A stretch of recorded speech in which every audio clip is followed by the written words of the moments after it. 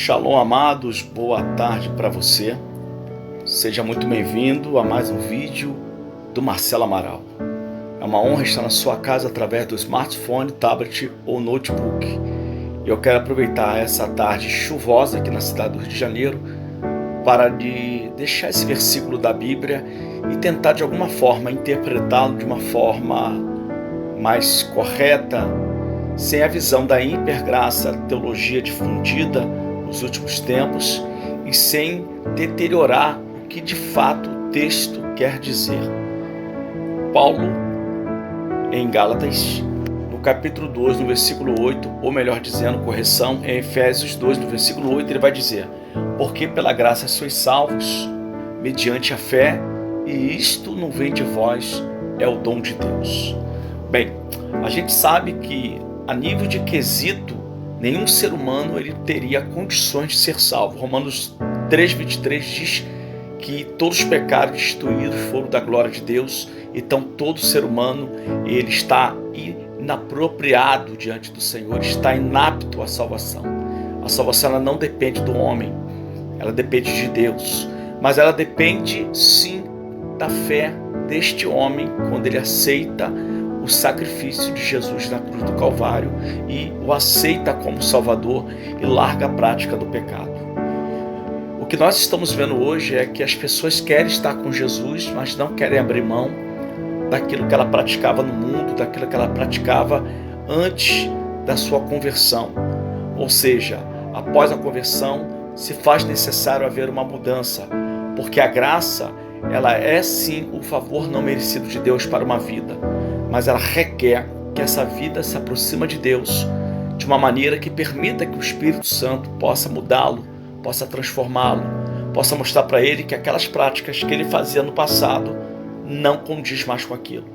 E Paulo vai dizer isso em Coríntio, uma das igrejas mais prostíbulas de sua época, um dos locais mais prostíbulos de sua época. Ele vai dizer: porque as coisas velhas se passaram, eis que tudo se fez novo, porque nova criatura se faz aqueles que estão em Cristo Jesus.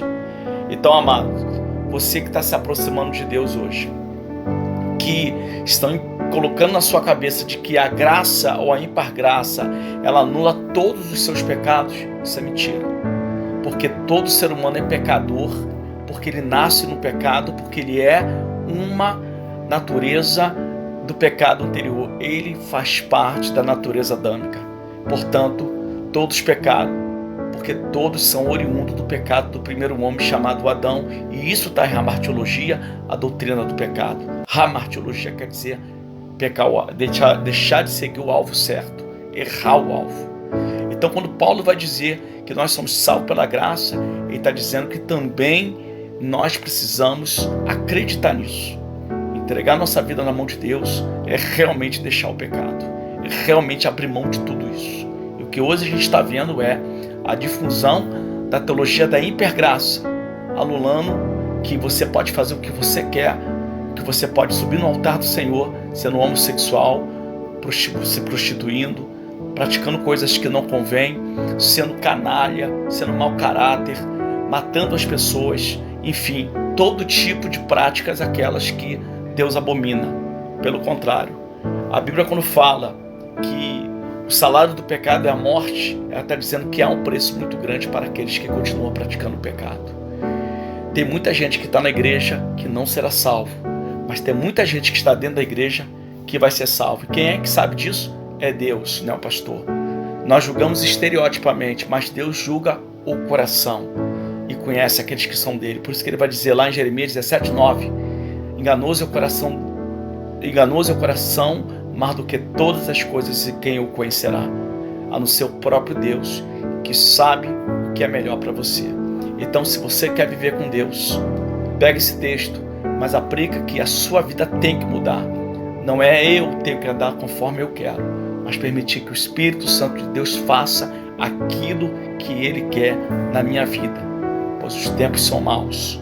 Os tempos estão se aproximando e a gente tem que ser sincero.